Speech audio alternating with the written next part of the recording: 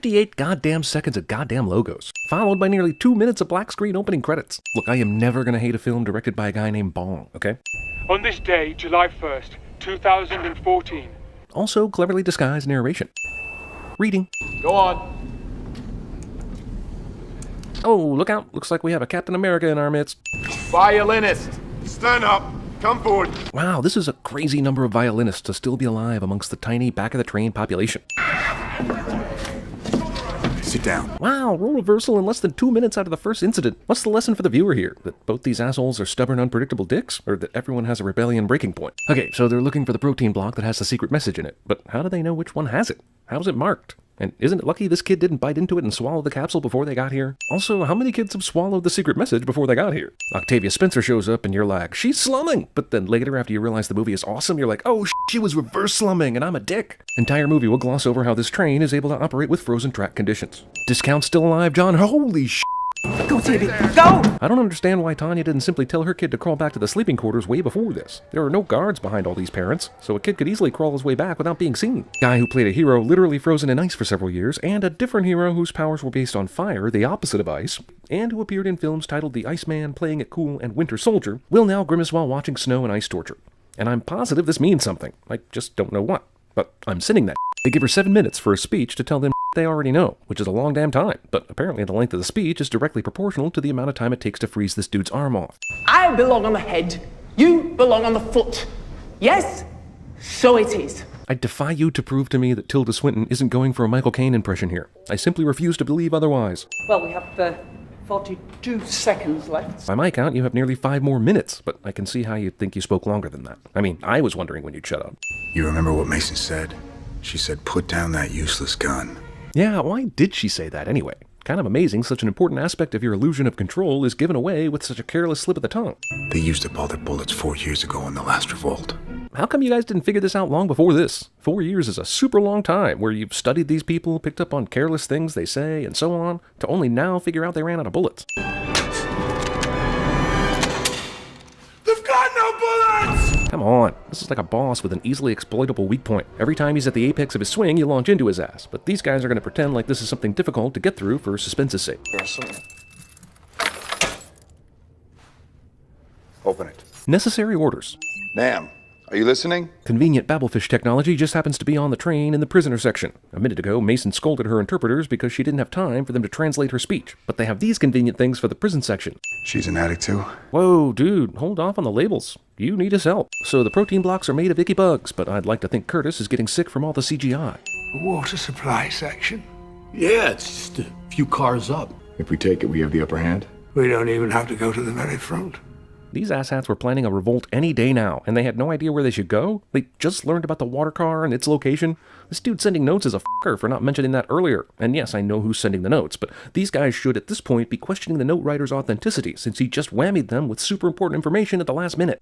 How old are you? 17. Back away slowly, dude. Earth?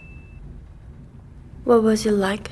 Well, see, it was warm and green, and how the f*** have you been on this train for 17 years and not once overheard someone talk about what Earth was like? Are you clairvoyant? Well, you always seem to know what's behind the gates. Casual clairvoyance. How in the name of reason do these soldiers justify wearing hoods that cover up their eyes? Do they know how to use the Force? See how callously we kill this innocent fish? Do you not think we will do the same to you? Or, wait, are they just coating their axes pre-battle in some catfish blood? Because if so, how the f*** did that ritual ever get started? Axe-wielding dudes versus people who don't have weapons. I guess Curtis and his crew are winning this, but I have no clue how. I'm gonna guess by the sheer luck of film editing and extreme close-ups, they'll come out of this alive. How are any of these people good at hand-to-hand combat after 17 years on a train? New Year's on this train is so important, these evil soldier dudes all still do the big unison countdown even during an all-out brawl. It's at this point I once again have to ask, this train's been running the same tracks and same bridges for 18 years in frigid temperatures, and I'm just wondering how the maintenance of said tracks and bridges holds up that long in those conditions. Apparently forever, which means suck it, laws of thermodynamics. Impact!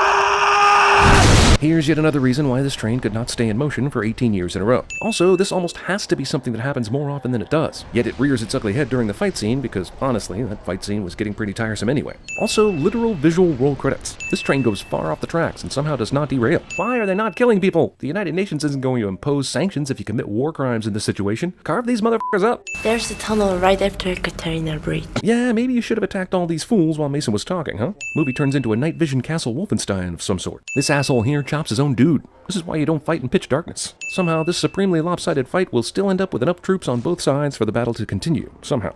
We need fire! These assholes only think of this halfway through the darkness fight. We're sending fire up to a darkness fight. Let's send a kid. And let's take a long time making a big ceremony out of the whole thing like it's the Olympics or some shit. Officer Boyo! What are you doing? Don't look at me, you dozy bugger! My question is, what is everybody doing? They're all just standing there and not killing those filthy tailies. This whole shot doesn't make sense. Also, suddenly everyone has fire after we saw one torch a second ago. Oh no, not Bucky. I mean Edgar. Also, Edgar dies, fulfilling the current Chris Evans' best friend needs to get killed riding on a train requirement in his contract. Also, there should be massive amounts of dead bodies on the floor, but I think there's like 10. Principal character who dies gets his eyes closed by someone cliché. And Wilford is divine! Wilford is merciful! It was right about here that I realized there was no way this character wasn't going to be played by Ed Harris. I didn't even know he was in the movie, but The Truman Show guided the way. Wilford knows you well, Mr. Curtis Everett. This should be a huge red flag for Curtis, and yet it is not. Better to have both arms. Can't do a lot with one, you know.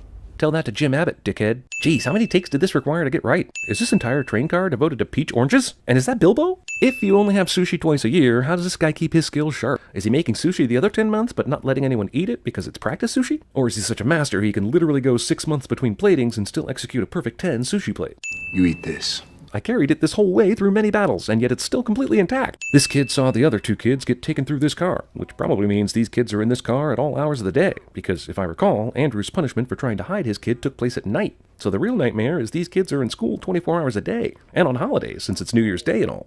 Impervious to the extreme cold of the Arctic and the scorching heat of the African desert, Wilford's medical train is self-sustaining. That's literally all they say about how the train can stay running all this time. And it's not even an explanation. But Mr. Wilford knew something they did not. And what was that? Old word people were frigging morons. The other nightmare of this classroom is that they are taught this Wilford stuff 24 hours a day, which is proved by the fact that every one of these kids knows all this stuff by heart, and we're once again shown a video about it. I think I'd rather stay in the tail section. I also wonder, is this the only classroom? Aren't there kids of all ages on this train? Or do they control the births to only happen once every 13 years or so they can keep one classroom? What happens if the engine stops? We all freeze and die. Even the song doesn't have any damn answers. Also, what the f*** am I watching? 15 years ago, in the 3rd year of the train, 7 passengers tried to stop Wilford's miracle train. Jesus, each new car they walk into just happens to be chugging past some important landmark in this train's history. This thing goes around the world and passes by many nondescript areas, but on the day of the revolt, it's a veritable history lesson. I guess shooting these guys' chains off is really that easy. Yeah, I guess this is sad, but for an audience member, this feels like sweet relief. This poor bastard was already mostly dead, and I'm not talking about the Princess Bride, where you hoped he could hang on. The man had an umbrella for an arm. What? It wasn't me!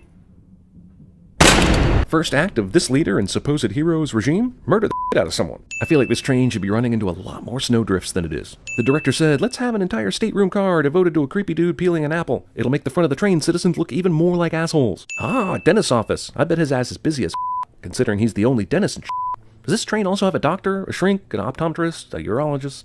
So the school children march through all these fucking train cars on their way to school every day? Also, I actually kind of feel bad for these entitled people on the train, because everywhere they decide to be, they have to walk through miles of train to get there, unless they have some sort of transportation on the side of the train, like an Uber or something. So this is a cool movie, and we enjoy the shit out of it. But especially this part here, which is as clever as anything you'll see in an action movie. So we will remove 5 sins for this awesomeness. Good to see the train has pools for its elite members, but these are some really awkward and truly pools. Wait, the kids also walk through this yellow Darth Vader room on their way to school? Do we even ever get to see the apartment cars where the fucking families live? We don't? Outstanding! Guy trying to stab another guy, but they have an arm wrestling match before the stab happens cliché. If Nam could somehow hide in here, then certainly Yona could have hidden better than she did. But I'm trying to figure out where the hell Nam came from in this super small compartment. We're gonna find him. I promise. Unkeepable promise, the movie will make capable. Thank you. Way too long. Death scene is way too long. They killed that old guy from that one movie. Then they killed the black lady from The Help. Now he's finally pissed enough to fight back. I'm still keeping track of all the train cars the school kids have to pass through on their way to the school car, which is now like 9 cars back. And this is the weirdest car yet. And I can only imagine the kids walking through these tattooed unisex hookah orgies asking each other, "Hey, who was the 11th president of the United States, dog?" I think it's obvious at this point that whoever wrote the part of the script that contained the schoolroom walked off the project, and a new writer was brought in and was told nothing about the schoolroom sequence. Okay, so how many residential cars did they skip over to get to this point? I mean, there's a whole society living on this train, but no one apparently has a home to get back to. The students stay in school all the time, the ravers rave, and so on. It makes me wonder if the teacher got impregnated while in class. It's 1,000 people in an iron box. No food, no water. How did you not all die within weeks? After a month, we ate the week. The following scene is a harrowing tale of cannibalism, and the tale of how Gilliam took off his arm so that a young Curtis wouldn't eat a baby Edgar. That's all fine and good, but what I'm wondering is why did Wilfred even bother picking up these people if he never intended to feed them? If he truly needed tailies to produce child labor to keep the engine running, wouldn't you want them to survive? You know what I hate about myself? I know what people taste like. Chicken? I know that babies taste best. Veal? That baby was Edgar. Billy Elliot? He died like a bitch. You should have eaten him back when he was delicious. And I was the man with the knife. He told this story in the third person to make this reveal more revealy. This guy is fucking wasting the last cigarette on Earth. And then one by one, other people in the tail section started cutting off arms and legs and offering them. What the fuck? Really? What did you do with all the blood? And how can that many people seriously get through the cutting off of their own limb without anesthetic or other drugs? This is some bullshit here. Also, in an alternate universe, these limbs were all supplied by the Star Wars prequels, and no one had to self-dismember. Do you think my station is without its own drawbacks? It's noisy and it's lonely. But did you eat baby? That wasn't what Gilliam and I had in our plan. What?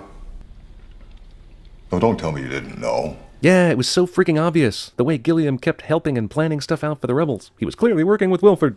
I'll miss Gilliam. I'll miss our late-night phone chats.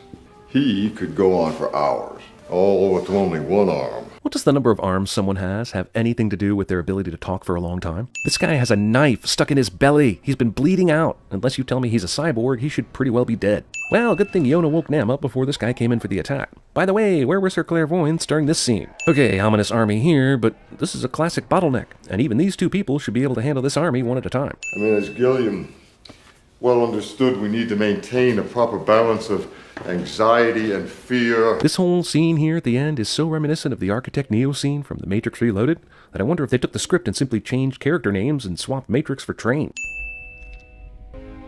I want you to take my station. Wow, just as vague as ever. Why did you write this stupid note anyway? Because you wanted to keep tradition alive? You know that the guy you need to communicate with is right here, right? And you may as well have written vague message on this and it would have been the same damn thing. You must tend the engine. Keep her humming.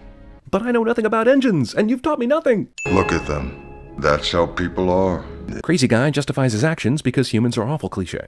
That piece of equipment went extinct recently. We needed a replacement.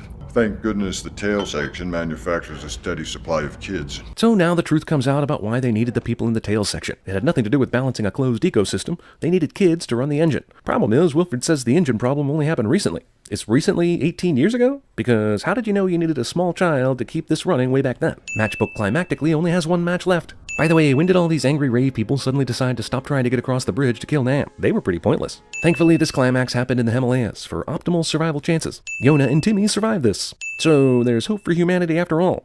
But is Yona going to have sex with Timmy when he's old enough to do so? Or is there hope that there are survivors around?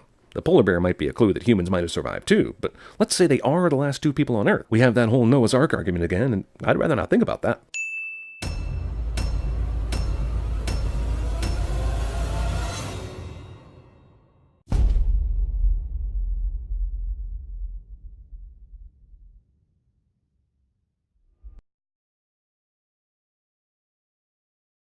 Our fate depends on this, man. Moments such as these are matters of faith. To fail is to invite doubt into everything we believe, everything that we have fought for. The storm rage on. Cold never bothered me anyway. There it is.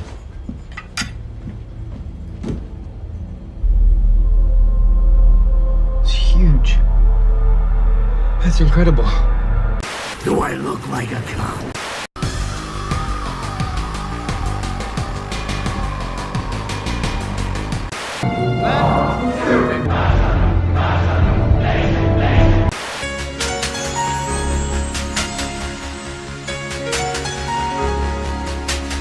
I know what people taste like.